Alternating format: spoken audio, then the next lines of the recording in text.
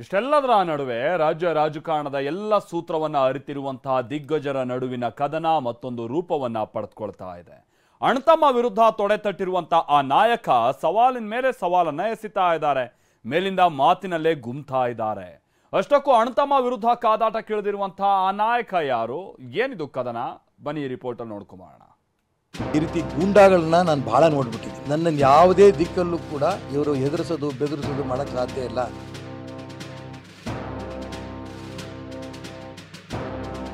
ನಾನಾ ನೀನಾ ಗೂಂಡಾಗಳ ಮಾತಿಗೆ ಹೆದರಲ್ಲ, ಜಗ್ಗಲ್ಲ, ಕೇಸ್ ಹಾಕಿದ್ರು ಬೆದರಲ್ಲ. ಡಿಕೆಶಿ ಮತ್ತೆ ಜೈಲಿಗೆ ಹೋಗ್ತಾರೆ. ಇದು ಈಶ್ವರಪ್ಪ ಆಡಿದ ಮಾತು.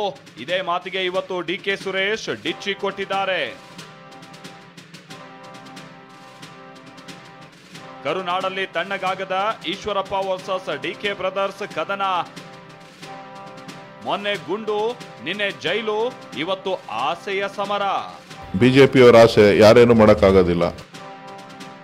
ಮಾಜಿ ಸಚಿವ ಈಶ್ವರಪ್ಪ ವಿರುದ್ಧ ಡಿಕೆ ಸುರೇಶ್ ಮತ್ತೆ ಗುಡುಗಿದ್ದಾರೆ.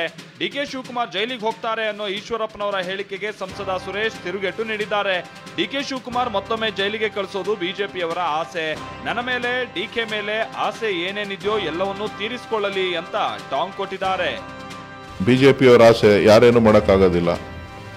ನಾವೆಲ್ಲ ರೀತಿಯ ಹೋರಾಟಕ್ಕೆ ಸಿದ್ಧವಾಗಿದ್ದೇವೆ ಅಂತೇಳಿ ಶಿವಕುಮಾರ್ ಅವರು ತಿಳಿಸಿದ್ದಾರೆ. ನಾನು ತಿಳಿಸಿದ್ದೇನೆ.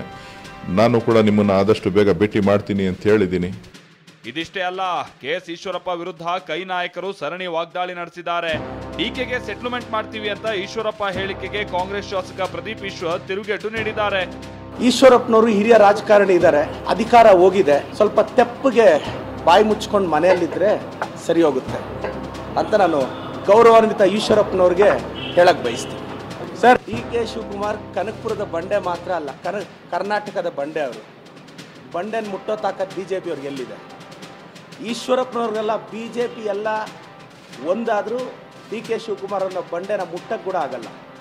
ನಮ್ಮ ಡಿಕೆ ಸಾಹೇಬ್ರಿಗೆ ಗೊತ್ತಲ್ಲ, ಈಶ್ವರಪ್ಪನವ್ರನ್ನ ಖಂಡಿತವಾಗಿ ಅವ್ರು ಸೆಟಲ್ ಮಾಡ್ತಾರೆ. ಈಶ್ವರಪ್ಪನವರು ಏನು ಹೇಳ್ತಾರೆ ಅಂತ ಯಾವಾಗ ನಮ್ಗೆ ಅರ್ಥ ಆಗಲ್ಲ. ಮೆದುಳಿಗೂ ನಾವಿಗೆ ಕನೆಕ್ಷನ್ ಇದೆಯೋ ಇಲ್ಲ ಅಂತ ಗೊತ್ತಿಲ್ಲ.